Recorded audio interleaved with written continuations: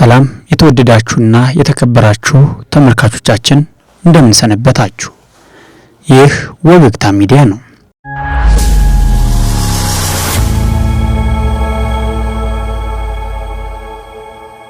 በደጋፊዎቻቸው ዘንድ ኢትዮጵያን በሁደት ያስተዳደረ የመጀመሪያው ሙስሊም መሪም በመባል የሚሞካሹት በ15ኛው መቶ ክፍለ ዘመን የተነሱት የኢማም አህመድ አልጋዚ ወይም የግራኝ አህመድን አሟሟትና አስገራሚ እውነቶች ይዘንላችሁ መጥተናል።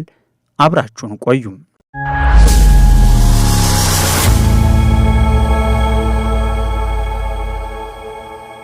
በእስልምና እምነት ተከታዮች ዘንድ ትልቅ ተቀባይነት የነበረውና ጀግንነቱ የታወቀው ግራኝ አህመድ በ15ኛው መቶ ክፍለ ዘመን በአጼ ልብነ ድንግል ዘመነ መንግስት ተነስቶ ታላቅ ድልን ተቀዳጀም። በወቅቱ ለኢኮኖሚ ጥቅምና ሃይማኖትን ለማስፋፋት በሚደረገው ፉክክር ውስጥ ግንባር ቀደም የነበሩት ቱርክና ፖርቹጋል ከአዳል ጦርና ከክርስቲያኖች ጎን ተሰልፈው ውጊያ ገጠሙ። በግራኝ አህመድ እየተመሩ በደጋውና በክርስቲያኑ ሀገር ድልን የተቀዳጁት አዳሎቹ የፖርቹጋልን ጦር መሪ ጀግናውና ታዋቂውን ክርስቶፎር ደጋማን ማርከው ይገድሉታል። የክርስቶፎሮስ ሞት ጦርነቱን ያላለዋል በማለት እስላሞች ሁሉ ደስታ አድርገው ነበር።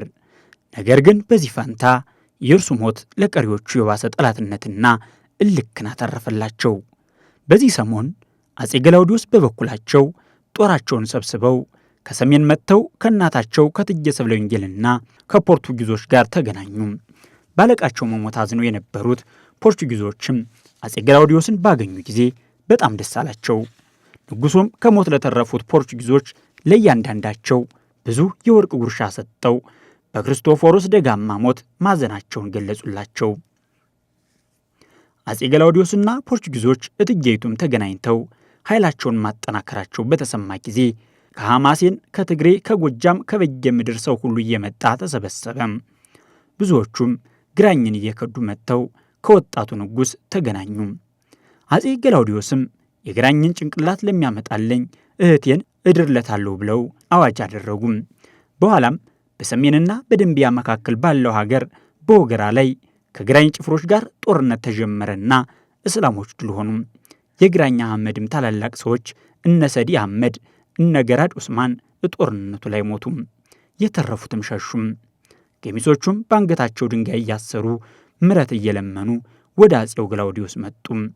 ከዚህ በኋላ አህመድ ግራኝ አንሰራርቶ የነበረውን ቤትና መስጊድ የአጼ ገላውዲዮስ ሰዎች አፈረሱት። ዕቃቸውና መሳሪያቸውም እንዲሁ በተራው መዘረፍና መበዝበዝ ጀመረ።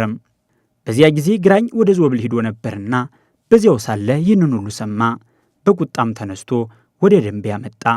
ነገር ግን የወጣትነት ዕድሜው ወደ ሽምግልና ሲዘቀዝቅ በአጼ ልብነ ድንግል ጊዜ የነበረውም አፍለኛ ጉልበት ከጊዜው ጋር እንዳለፈበት የታወቀ ነው። ቢሆንም የመጨረሻው ኃይሉን ለመግለጽ ከዞብል በግስጋሴ በጣና ባህር አጠገብ ወደሚገኘው ወደ ፎገራ መጥቶ ከኢትዮጵያውያንና ከፖርቹጊዞች ጋር ለመዋጋት ተሰለፈም። የእሱም ጦር በግምት ከ300 ሺህ በላይ ነበር። ንጉሡ ግን በጠቅላላው 8,000 የእግረኛ 500 የፈረሰኛ ወታደር ነበራቸው። ጥቂት ቀንም እንደቆዩ ጦርነቱ በ1535 ዓ.ም በየካቲት በዚሁ በፎገራ ዘንተራ በተባለው ተራራ ስር ተጀመረ። በዚህም ጦርነት ከክርስቶፎሮስ ደጋማ ቀጥሎ ዶን አልፎንስ ካልዴራ ተሾሞ ነበር። ነገር ግን እሱ ከፈረስ ወድቆ ስለሞተ በእርሱ እግር የተተካው አሪዩስ ዲያዝ የሚባለው ጭፍሮቹን ይዞ አብሮ ይዋጋ ነበር። ግራኝም ጉብዝናውን አይተው ጭፍሮቹ እንዲበረቱ በመጀመሪያው ግንባር ቀደም በጀግንነት ይዋጋ ጀመር። በዚህ ጊዜ ፔድሮስ ሊዮን የሚባል የሟቹ የክርስቶፎሮስ ደጋማ አሽከር ግራኝ አህመድን አየውና አነጣጥሮ ተኩሶ ክፉኛ ቆሰለው። ግራኝ አህመድም ምንም እንኳን ለሞት እስኪደርስ ቢቆስል ጭፍሮቹ እሱን አይተው እንዳይባቡ በርቱ የሚል ቃል ተናገረና ጥርሱን ነክሶ እንደምንም እየተራመደ ዞር ብሎ በቁጥቋጦ ውስጥ ተቀመጠ። በኋላም የዋቁሳዩ የሄደበትን ቦታ ተከታትሎ ጨርሶ ገደለው። ፖርቹጊዞችና ኢትዮጵያውያንም የጌታን ደም ተበቀልህለት ብለው ሊዮንን አመሰገኑት። ነገር ግን ጭንቅላቱን ቆርጦ በፈረስ እየጋለበ ለንጉሥ ያመጣው አንድ ኢትዮጵያዊ ነው።